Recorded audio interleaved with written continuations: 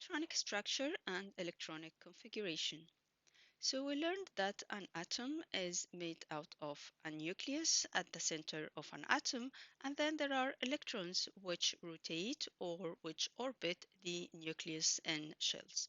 So electronic structure is a representation of the distribution of the electrons in the electron shells around the nucleus. So electrons always occupy shells. These shells are called energy level because each shell has a certain amount of energy. They have different energies.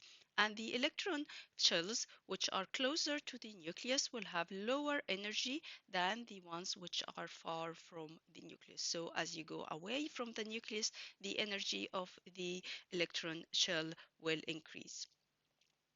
The lowest energy level is filled first when the electrons start to fill the different or occupy the different energy shells. So the one which are closer to the nucleus will be filled first, and then the one which are further away from the nucleus. Each energy shell has a maximum capacity of electrons. So the first energy shell has a maximum of 2 electrons. So just 2 electrons can occupy the first energy shell. So if an atom has more than 2 electrons, then the third electron will occupy the second energy shell, and so on.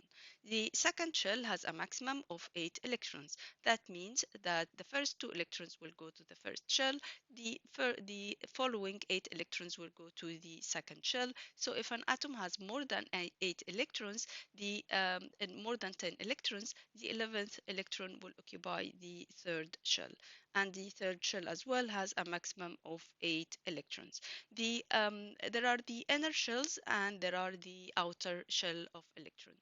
So the inner shells are the ones which are full, which are closer to the nucleus, and the outermost shell is the energy shell, which is the furthest away from the nucleus, which has electrons.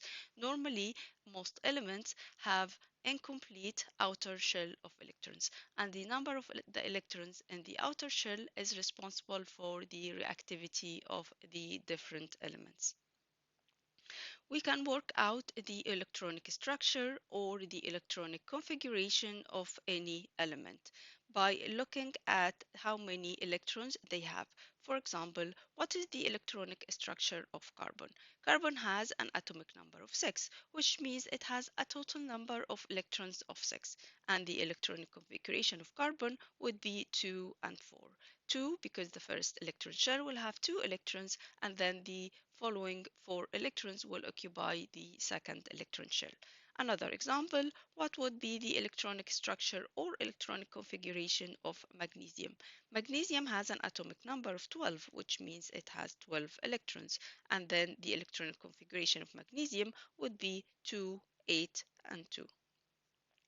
The electronic structure can be shown as a diagram or as numbers. As the one that we have just seen.